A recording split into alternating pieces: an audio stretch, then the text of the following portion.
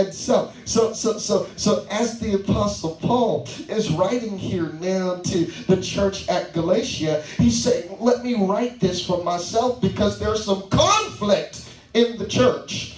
First of all, we must understand the geographical location where Paul is writing to. Paul is writing geographically, not just to the church at Galatia. Paul is writing geographically. He is writing to the southern portion of Galatia. What was happening in the southern portion of Galatia at that time was that there was proselytization happening. There was proselytizing of the Jews. Amen. Paul, he came as a disciple of Christ to win people from the laws of Judaism to bring them into now the position of Christianity. However, ladies and gentlemen, what happened in the text was that there was conflict because as the Apostle Paul was writing, he understood two principles. That first, he was Gentile and Jew at the same time. He was both a Gentile and he was a Jew. So he understood the union of the two. He understood how to handle the conflict of the Jews versus the conflict of the Gentiles. That's why he said in his word, that's when Paul had begun to write, he said, watch this, I have become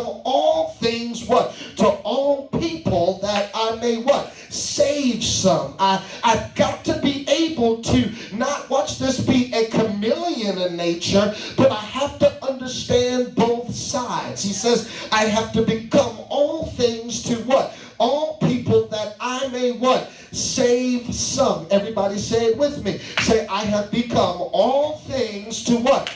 All people that what? I may save some. There are many people who don't understand the fork in the road in their life because of the fact that they're not willing to become what? All things to all people that you may what? Save some. Ladies and gentlemen, can I tell you that the number one way to handle conflict in your life is to understand both sides to the story. Amen. You have to not be biased in your life, but understand how to, watch this, connect yourself with both sides to the story. Whether you agree or disagree, doesn't even matter. You have to find sound understanding. The Bible said, in all thy getting, get what? An understanding. You have to find how to get sound understanding. If you want to stop arguing with your crazy boo, you've got to find how to find what? Sound understanding. Watch this. Most arguments happen because you believe that what you have to say is more important than what the other person has to say. Amen.